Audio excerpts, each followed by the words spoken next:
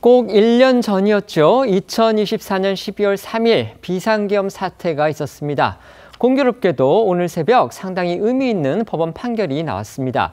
계엄 당시 국민의힘의 원내대표였던 추경호 의원에 대해서 내란 특검이 청구한 구속영장이 법원에서 기각된 겁니다.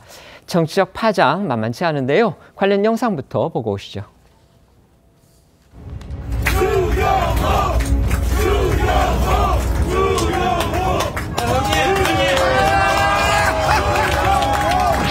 공정한 판단을 해주신 법원에 감사드립니다.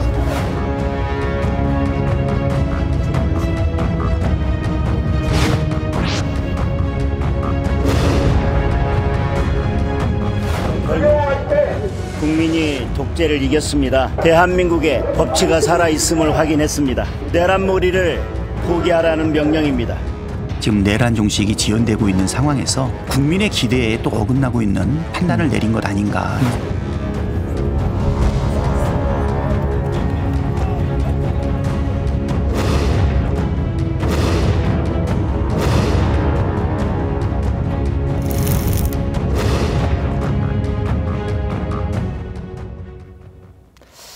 재판부가 기각 사유로 혐의와 법리의 다툼의 여지가 있다. 이렇게 명확하게 밝힌 게 또 주목이 됩니다.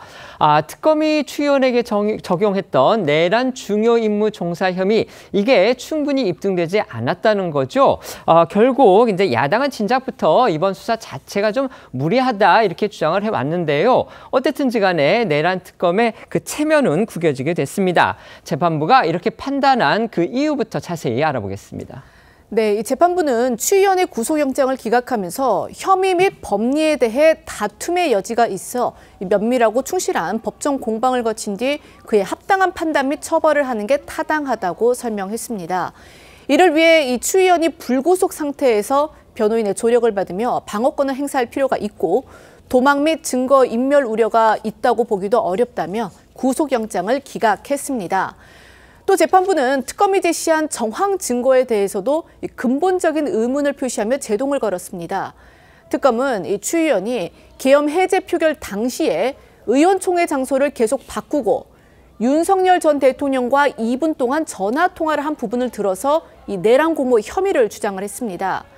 하지만 재판부는 바로 이 부분, 이 2분 동안의 전화 통화로 과연 내란 공모가 가능하냐라는 취지로 질문을 한 것으로 알려졌고요.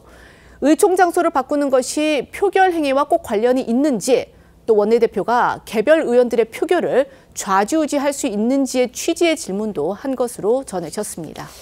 내란 특검 측은 법원 결정을 존중을 하는데 수긍할 수는 없다, 이런 입장을 내놨습니다. 그러면서 추경호 의원을 기소를 하겠다는 그런 입장도 밝혔습니다.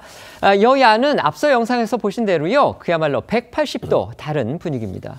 추 의원이 대기하고 있던 서울구치소 밖에서 영하의 추위 속에 새벽까지 법원 결과를 기다렸던 국민의힘 의원들과 지지자들은 기각 소식에 환호했고요. 장동혁 대표는 눈시울을 붉히며 법원이 정권의 내란몰이에 마침표를 찍었다고 외쳤습니다. 반면 민주당은 비상식적 판결이라며 강하게 반발했고요. 추 의원 구속영장이 기각됐다고 혐의가 없어지는 건 아니라며 법원에서 유죄가 확정되면 국민의힘은 위헌정당 해산감이라고 거듭 압박을 이어갔습니다. 국민의힘의 원내대표를 맡았던 추경호 의원의 구속영장이 오늘 새벽에 법원에 의해서 기각이 됐습니다. 여야 정치권에 미칠 파장이 상당할 수밖에 없는데요. 전해드린 대로 국민의힘의 장동혁 대표 같은 경우는요, 당 안팎에서 계엄에 대해서 직접 국민한테 사과하라, 이런 요구를 받았지만 결국 오늘 SNS에 올린 글에서 이 사과라는 표현을 일절 사용하지를 않았고 책임 통감이라는 표현만 썼는데 그 책임도 어느 부분에 대한 책임인지가 좀 모호합니다. 반면에 원내대표 그리고 소속 의원들이 개별적으로 지금 계엄 사태에 대해서 줄줄이 사과를 하고 있습니다. 어쨌든 장동혁 대표는요, 이번 추 전 원내대표의 영장 기각을 계기로 해서 이 대여 공세 수위를 더욱 올릴 것으로 보이고요. 정청래 대표를 중심으로 한 민주당의 경우에는 이 영장을 기각한 조희대 사법부에 대해서 압박하는 수위를 더욱 높일 듯합니다. 자, 어떻게 생각하십니까? 추 원내대표의 기각을 계기로 해가지고 여당도 그렇고 국민의힘도 그렇고 당대표 리스크가 커진다라는 느낌을 받습니다.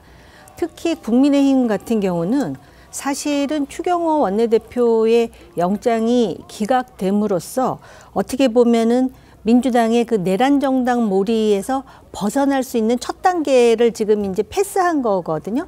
그런데다가 지금 당의 원내대표라든지 초재선 의원이라든지 또 의원 여론조사를 해보면 이제 사과하고 지금 앞으로 나가야 된다 그러는데 장 대표는 변함이 하나도 없습니다. 사과도 하지 않고요.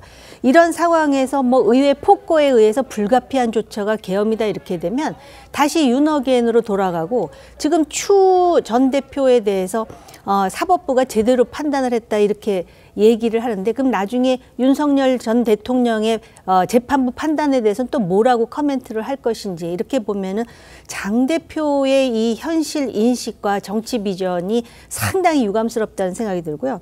정청래 대표는 물론 민주당 정권이 이 계엄 상황 그리고 내란이 아직 끝나지 않았다라는 분위기를 계속 이끌어가고 싶어하는 그런 정치적 이해가 있는데 여기서 한 발 더 나가서 지금 정청래 대표는 이거를 조희대 사법부에 대한 공격의 빌미로 삼으려고 그러는데 이번에 영장실질심사는 재판부가 독립적으로 결국은 사법부의 독립이라는 대원칙 하에 결정을 내린 것이고 그 결정 자체가 매우 합리적입니다만은 그걸 계기로 해서 지금 사법부 개혁을 하겠다라고 이렇게 오바를 하게 된다면은 과연 여론이라든지 지금 침묵하고 있는 중도층이 계속해서 민주당에 대한 지지를 유지할 것인가 여기에 대해서는 저는 회의적입니다. 네. 저는 먼저 이번 추경호 전 원내대표에 대한 영장 기각에 대해서는 저는 국민의 한 사람은 상당한 유감을 표합니다.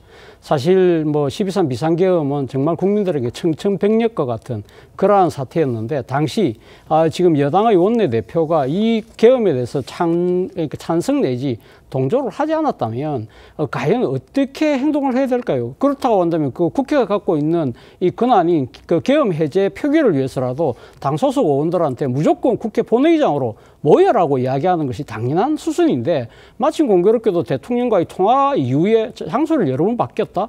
이것은 뭔가 상당히 미심쩍은 부분이 분명히 있는 것이고 이런 부분들에 대해서 단죄가 필요하다는 것이 국민 여론이었다고 한다면 이런 측면에서 본다고 한다면 그 첫 단추가 일단은 제대로 깨어지지 못한 부분에 대해서 적지 않은 국민들이 실망감을 느낄 수밖에 없다는 것이고 그리고 특히 장동혁 대표가 오늘 구치소 앞에서 한 이야기 국민이 독재를 이겼다고 하는데요. 저는 정말 어불성설이라는 생각이 듭니다. 왜냐하면 사실 계엄 때문에 독재의 가능성이 커졌기 때문에 국민들이 그 악몽을 아직도 떨쳐버리고 있지 못하는데 어떻게 그때 잘못 행동을 했던 이 정당의 대표에 대한 단죄의 첫 단추가 잘못 깨어지고 있는 이 부분을 찬성할 수가 있습니까? 이거는 국민들이 그러니까 이 공감하기 힘들 것이라 보고요. 알겠습니다. 무엇보다도 민주당의 입장에서는 상당히 여러 가지 사법부에 대한 압박이 커질 것 같은데요. 저는 여러 차례 이런 부분들이 가유불급이라는 부분을 이야기했습니다만 이번 법원의 결정을 보고 적지 않은 국민들이 민주당이 하는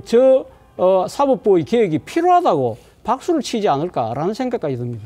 네, 적지 않은 국민들이라는 게 상당히 모호한 표현으로 생각이 됩니다만 어디까지나 우리 차재원 교수님의 의견으로 그렇게 하겠습니다.